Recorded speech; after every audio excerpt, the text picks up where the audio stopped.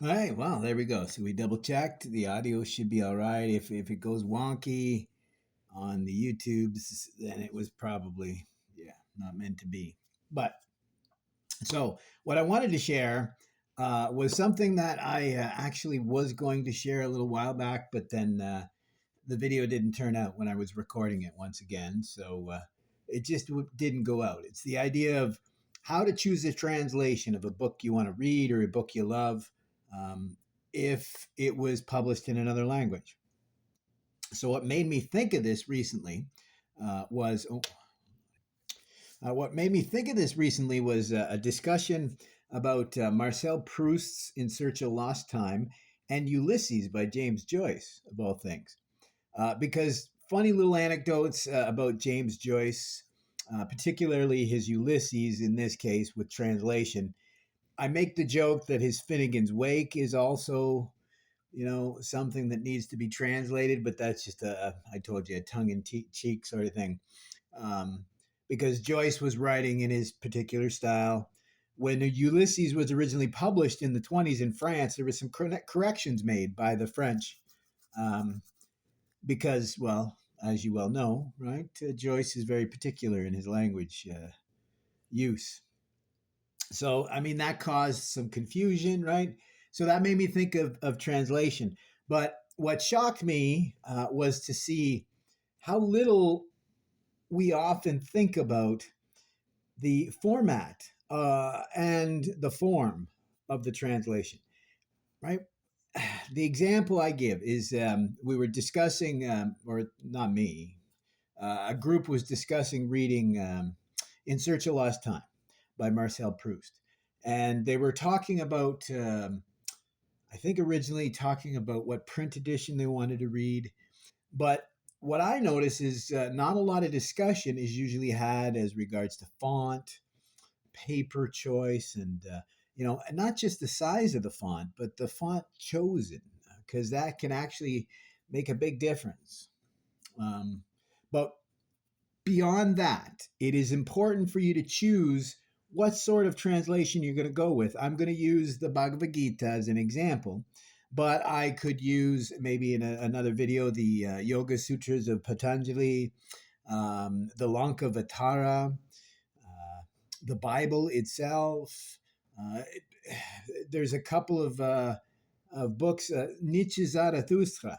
It's not as varied in its translation as I've discussed, right? As some of these other books, like the Bible, for example, you can get a translation in almost any form of language that you wanted. I mean, you can get something that is almost, you know, way too way too modern, and it hasn't stood the test of time. That's the translation called The Message.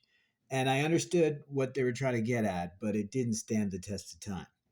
A better example, I think, of a good example of translation that stood the test of time is a translation. I can't remember what it was originally published in, but it was this idea of trying to modernize the message. So it's called The Way.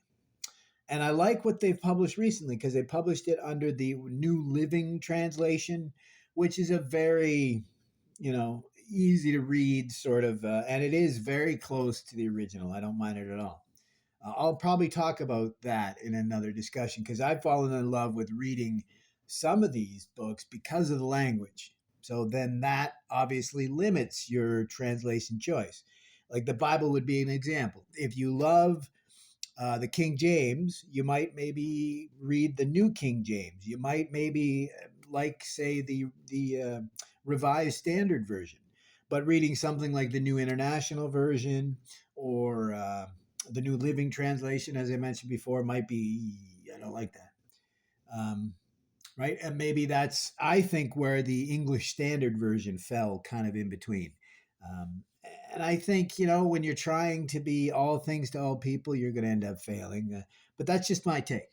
So when it comes to choosing a translation, though, if you've already figured out format of the book, right? If you're going to get an ebook, I always talk about this: an ebook, an audiobook, and maybe a physical book. So if you've decided that and you found a version that you like, you're going to use as far as the format. But what about something that is maybe a little more complicated? I saw someone with a copy of the Inferno with the Italian on one page and the English on the facing page. I have some. Um, I studied a Chinese philosopher, an early Zen Chan philosopher by the name of Yi, and some of his books are printed in that fashion. Chinese on one page and English on the facing, and you can kind of go and compare. I like that actually. Now that I think of it, and I'm going to show you what I mean by that, because sometimes you need to understand context. I've talked about this. It's not infrequent that a word might have multiple meanings. So I've talked about that, particularly with Nietzsche. So sometimes it's helpful to go back to the original language, right? I use often Schatzen as an example. And if you were to just punch that into the computer, it's going to go, well, that means treasure. So you're going to miss the idea of evaluation and such, right? So it is often helpful, right, to at least get. So what I usually do is I go for, well, uh, usually go for a book that has not only the original characters but also what would you call it, like a westernization, or tells you how to pronounce the words because it makes it easier for you to understand. But when I first began, I think it was like most people, I began studying the Bhagavad Gita with a Penguin classic.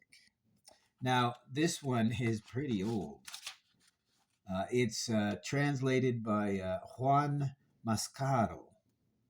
And so that's a really old translation. And he did the introduction, right? So it's got a short introduction to the Bhagavad Gita itself, which is nice.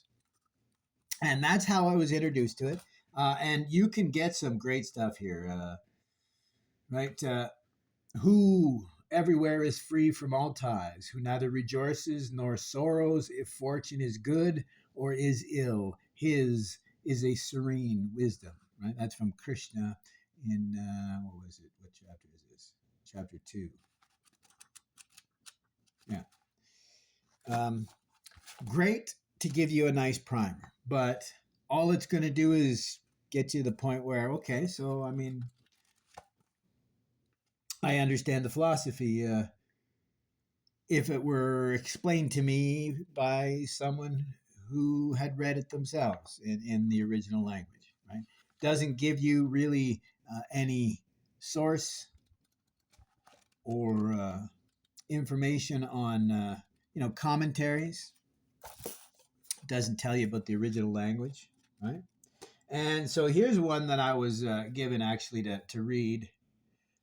This was Stephen Mitchell, a new translation of the Bhagavad Gita. I believe he became famous for the Tao Te Ching. I can't say much about that. This one was just early release and uncorrected proof. And it's very similar, in fact. So it's mostly the text with a fairly short introduction at the beginning. Right? I wouldn't recommend this one at all, actually. I find Stephen Mitchell's translations, I found them wanting for the most part, mainly for what I've said. He chooses what he thinks is the correct translation and goes with it and ignores all others. I've mentioned this before. One of my favorite translators is a gentleman by the name of Red Pine, Bill Porter. And what I love about him is he shares what other translators um, translated, not just to justify what he thought, but to allow you to decide for yourself context and meaning. And that's why I love my translation by Master Huang of the Chinese Book of Change. The particular one that I use, it's because he openly shares what other translations were and explains his modus operandi as to why he chose the translation he went with. So after I had evolved from the Bhagavad Gita, the Stephen Mitchell is just another example of, you're going to find books that look prettier but are no different than the Penguin classics. They're just offering the main text translated by one person or maybe a couple, but not giving you um, the nuance necessary, right? Because you got to understand that most things can't really be translated in one way. Sometimes they need multiple words, sometimes they need more explanation, right?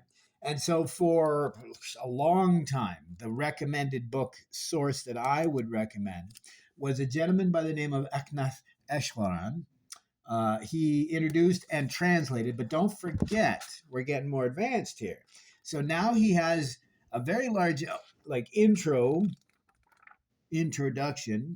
but he also does an introduction for every chapter. Okay. That's your next step up. But again, still just all in English, right? This is Eknash Eshwaran's the Bhagavad Gita. And as I said, he mostly just English. And the reason why I chose him for so long is he was both a scholar of English and a scholar of Sanskrit. So, I mean, who else better do you want your Sanskrit translated by? And who else do you want your Bhagavad Gita, you know, explained by than someone who understands the original language?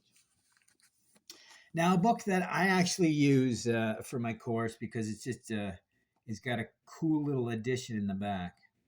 So this little thing in the back here, it shows you if you don't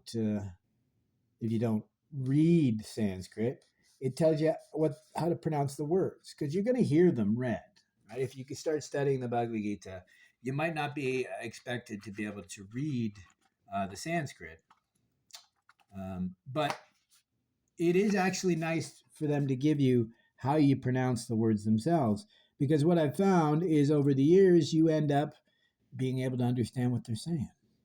Right? Never mind just recognizing particular passages, because when they talk about, say, commentaries, then once again in Sanskrit, but you'll recognize some of the words, right? So this is kind of a middle ground, right? So it has the Bhagavad Gita, right? Translates it to English. What's nice is it gives you what the Sanskrit would say for an English person, right? So you can pronounce it, right? Bharat, Samma, Tata, Samanamj, Gat, Yatri.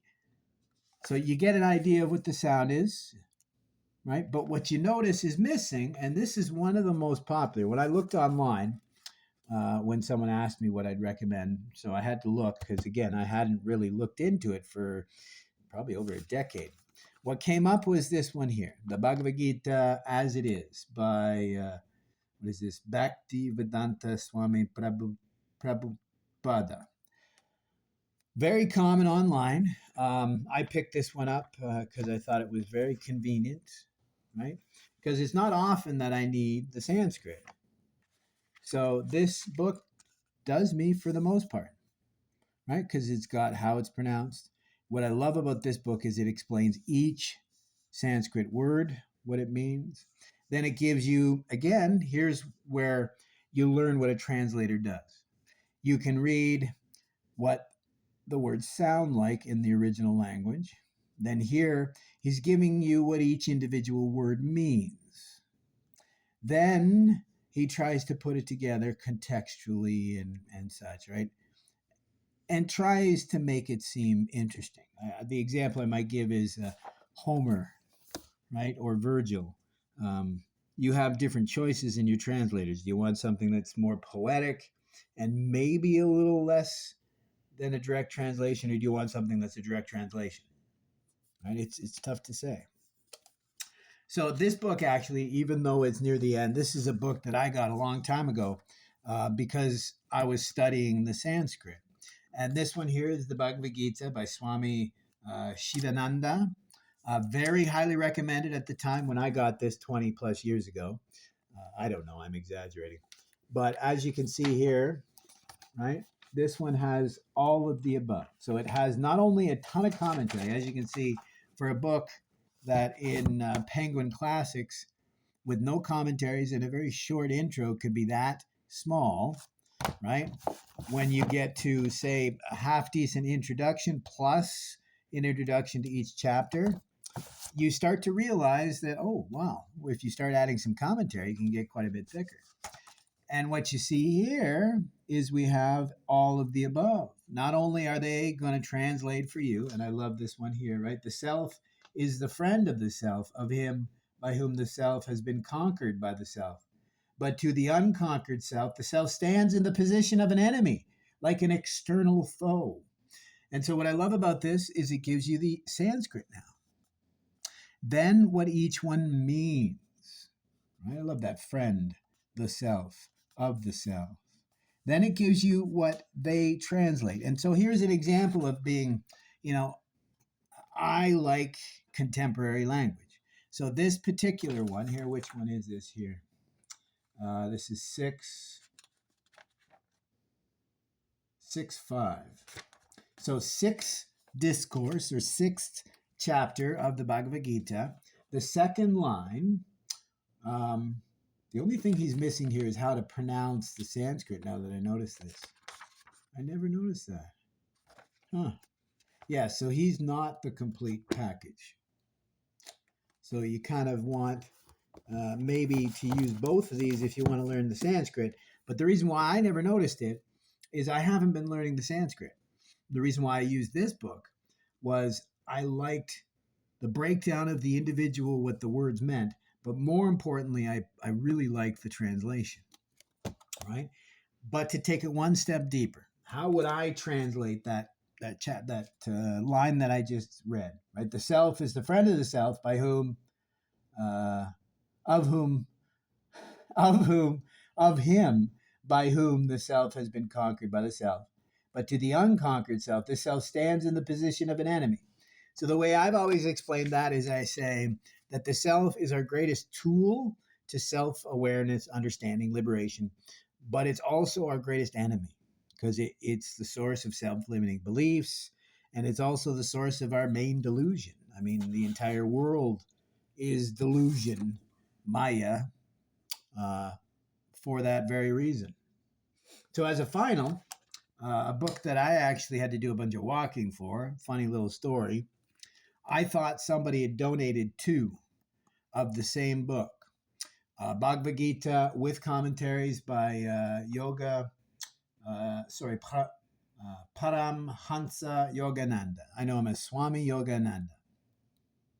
And so I just grabbed one. And so I went on my way. I was walking home, hot day. I'd already been out for a long walk when I found these. And then I sat down just to catch my breath. It was a little warm. Then I noticed that all I had purchased was the first 5 chapters. So I had to return back to get the second edition, right? So what you see here, and it's not terribly large writing, what you see here, once again, is you can't have everything, right? So this is by Yogananda. It's got exponentially more commentary. But once again, the problem is it doesn't have the Sanskrit. It gives me much clearer English pronunciation, and it does an excellent job of the language and the translation. But nothing is perfect, right? Nothing is perfect. But fast forward today, you got to thank the internet because I don't even have to bother, right? When I'm taking my course, I'll usually review the chapter that we're going to do with Yogananda. Um, any other source I can grab. But the Gita, and people would be chuffed by this, the Gita that I follow along with in my courses is this one here. It's not a bad size. I have come across the hardcover ones. Um, I just haven't felt the need to grab it because, as you can see, I got plenty of Bhagavad Gitas to go around. But as you can see, not one of them fits the bill perfectly. And this is why it made me think of Marcel Proust and why people don't often think about the importance of the translator and the translation. Right? I explain it often with Nietzsche. I find Nietzsche just sounds so much better if you read R.J. Hollingdale instead of, say, Thomas Commons. Um, Kaufman is a good close second, but I wonder. I wonder if it's maybe because it was a little more modern. He didn't understand the particular German that Nietzsche was writing in. It probably even predated him because of. I've talked about this, right? If he was a philologist, a master of language, then he was probably a master of language based on what was scholarly 20 years prior to his graduation, and his teacher 20 years prior to that, right? Um, so it makes it difficult, right? Right, particularly when it comes to say French, because no one's going to want to read a book if you, well, it's the opposite. Remember the joke I made that if you took out all the silent letters from the French language, a 500-page book would, end up being about 300 pages. Well, the same joke can be made as if we were to explain some deeper meaning. In fact, it just happened to me recently. Just by accident, I was in a chat room, in a language chat room. I practice my French because I don't have a lot of locals. And so we were hanging out, chatting, and I used a word that an actual native French person did not know. So I had to go look it up, explain it to him, and it means to be muddled, means to be stuck, right? Démouillé, right? In the mud, right? But the way they explained it once we looked it up is once again, here's another one of these words that are old school and not as often used, right? But here we are, right? If you want to read what's considered one of the greatest, novels of all time, you can read it in English. I think you can get a really good idea. I mean, I've gone through a portion of it. I have not read it all by any stretch because it really is a commitment. Because it really is a commitment. Because if you're going to do it, you really have to get into it. Otherwise, it's going to be a waste of time. And that's why I haven't spent too much time with it because I know that what is it? Swan's Way is like 26 hours in the audiobook, right? So you're going to have to spend at least a week. Right? I use the audiobook to get an idea of what if you were a perfect reader, how long would it take you to read? Right? For me, oh, I know that probably make you sick. Me bouncing back and forth. My apologies. But when it comes to Proust, for example, never mind the translations, it's the title itself. It's often translated from à la recherche du la temps perdu. Pardon my memory here. But so, first of all, recherche, to the research, with research. It's not just search, but research. And what does that mean? Well, it fits with what Proust was trying to get at, this idea of we should be paying attention more to this stuff. Not to mention where do memories go? That's a whole separate thing. As Nietzsche said, sometimes we need to forget, right? But they don't just disappear, right? They get mired, they get démouillé in the memory, right? La mémoire, but they don't get lost, right? Um, but the deepest is temps is pretty simple time, but it means more than that. It's not just time on the clock, but it's also how you spend your time. But it's really the last word, the perdu. Perdu, they translate as lost. But I hate to say, perdu in French is more misplaced or overlooked or maybe even hopeless. So, as I've said before, the example I use to explain to Canadians why we should learn to speak more than one language. Not, I'm never going to be in Quebec, because here in Canada, uh, I mean, I said this before. I worked in a bank for years, and I only ever used my French with tourists, foreigners. Um, right? There's not a lot of use for the French here in Canada unless you live in very specific places. And arguably, if you lived in those specific places, you'd have a hard time keeping your English, as I have a hard time keeping my French, and vice versa when it comes to accents, right? Because my accent's terrible and sometimes I'm mispronouncing. The biggest thing I do is I forget how many English words are actually French words. So when I think, hey, c'est quoi le mot pour ça? Well, like, what's the word for this? It's because I'm thinking the word is this, but it can't be. That's just an English word, but it is. It is. 70% of English is loan words, right? If you look at Latin, Greek, French, that's the majority of English, right? I'm kidding. But so what I came to realize is it's not that they don't want to explain this stuff. It's just that there needs to be different kinds of translations. So to get you in love with the book, like with me with the Gita, you start with the Penguin Classic. Like this is Dunning Kruger again. If you realize how much there is to know before you know it, you will be discouraged. That's very common. So you start with the Penguin, or in Search of Lost Time, you start with the most common edition, the most regular translation, and you don't worry about things like perdu actually means more like overlooked or misplaced. This idea that time flies only because we don't value it enough. We don't pay enough attention to it, right? This amor fati of Nietzsche, but neither here nor there. Um, so what I've realized is you got to start. I mean, we need you to fall in love first.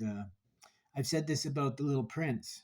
It's what I recommend for someone who wants to bone up their French because The Little Prince or The Petit Prince in French is actually, yeah, sure, written for younger adults, but the language is so old because what was his name? Des Experis. Des Experis. I can't remember. Don't quote me. Um, but he was a writer and a well-educated one at that. I believe he was even aristocracy. So yeah, his French, even though it's only from, gosh, 70 years ago, uh, just is light years ahead of modern French. As I said, me, I'm not that old. I know you might think I look 70, but I'm not.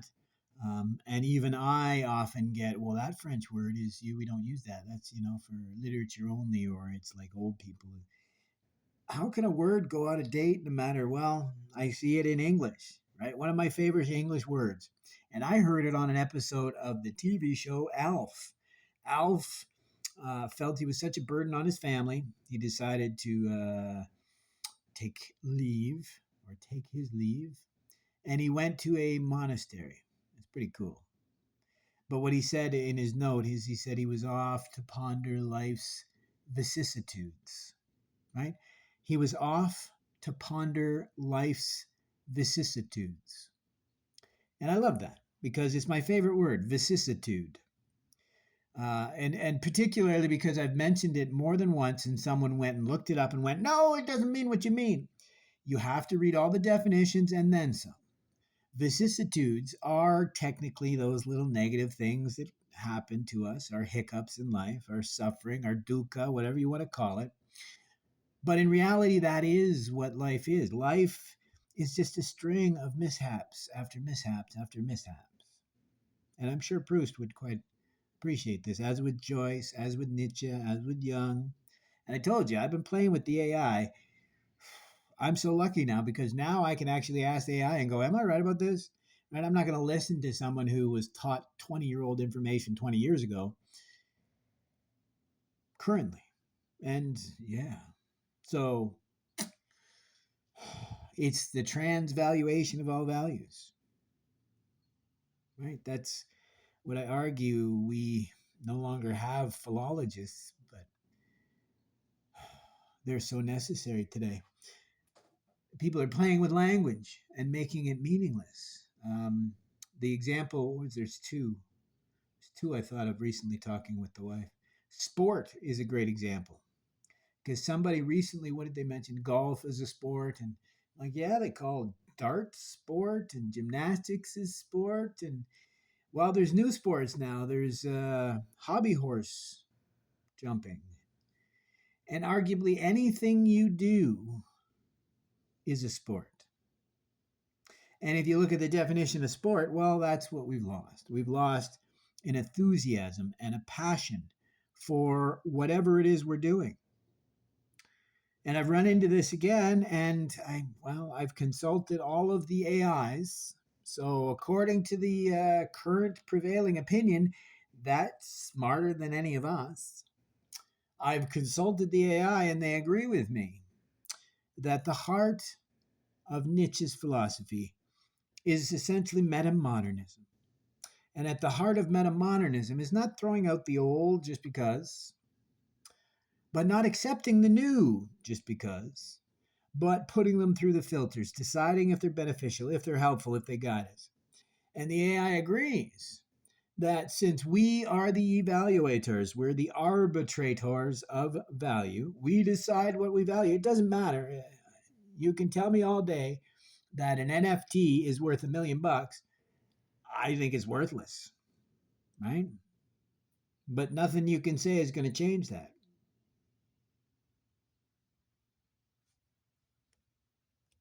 So I'm seeing it in these translations, I'm seeing in these readings. When we stop paying attention to the deeper meanings of things, when we stop talking about the nuance of language and meaning, is it any wonder we have stopped being able to understand each other? But more importantly, how can you understand yourself if you can't use language? I talked about this in my introduction this morning.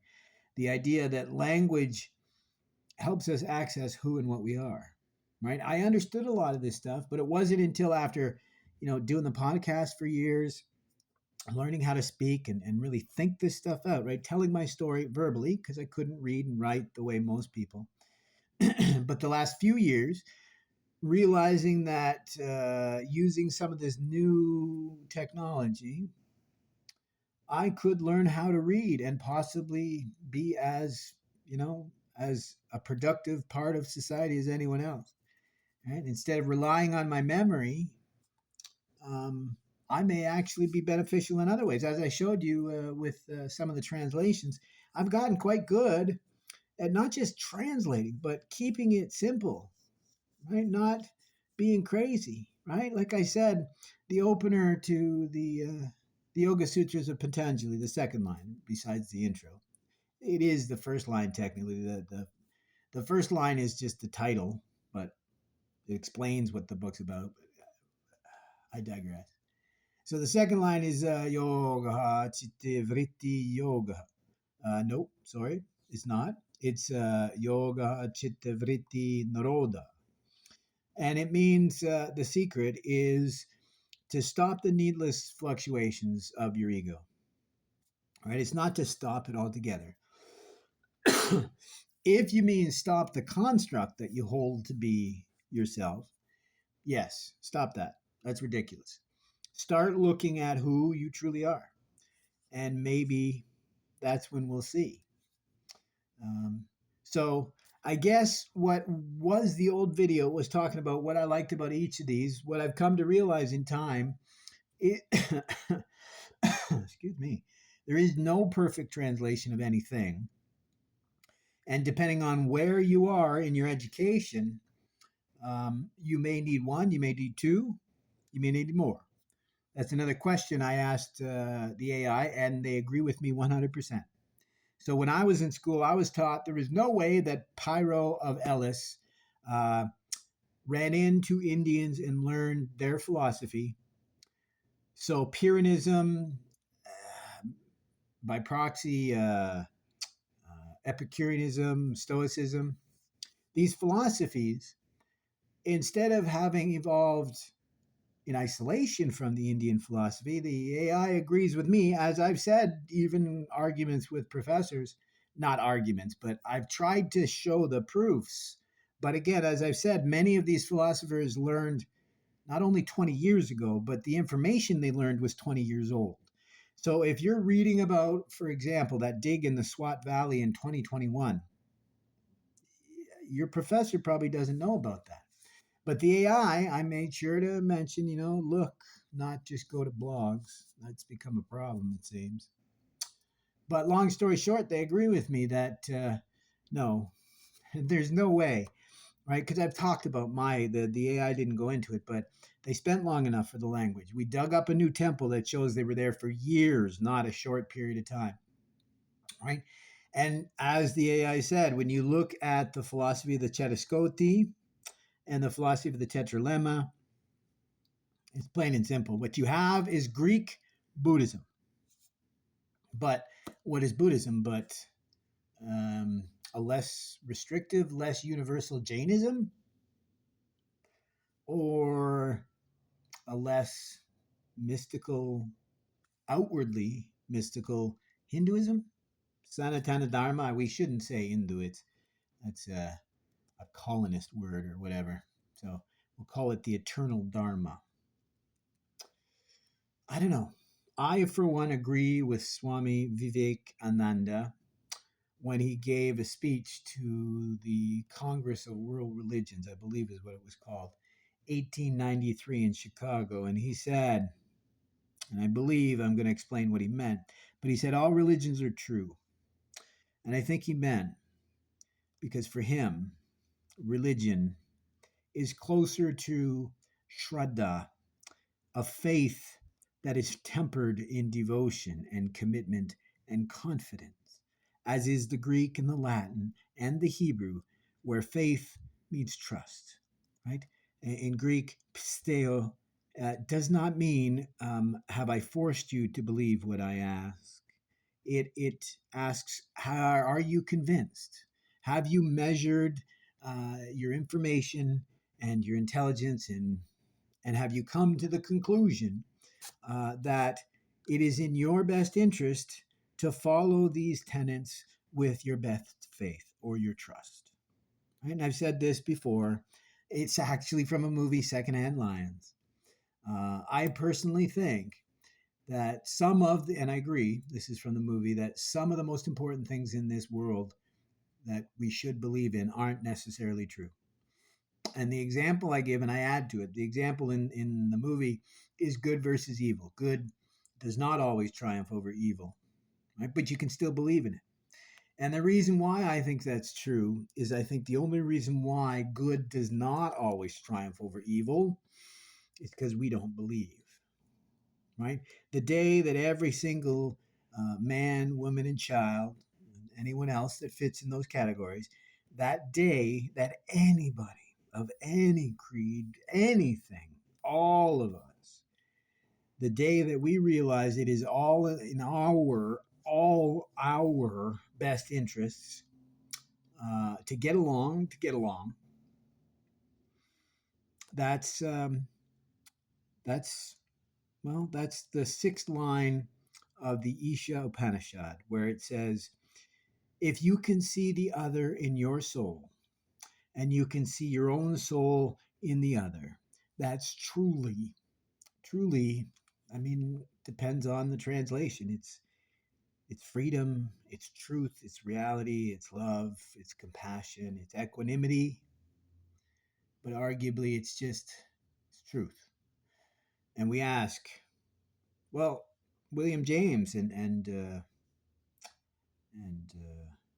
Peirce, Charles Sanders Peirce, said that truth is an agreement.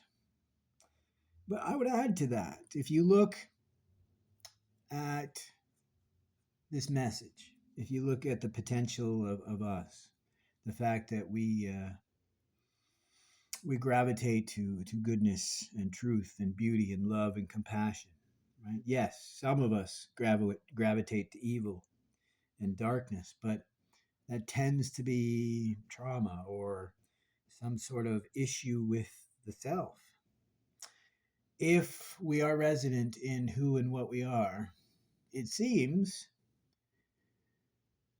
for us that goodness, the summum bonum of Carl Jung, it seems the greater good or the greatest good or compassion or love, as what is it, Paul said in Corinthians, my religion is faith, hope, and love. Above all else, love.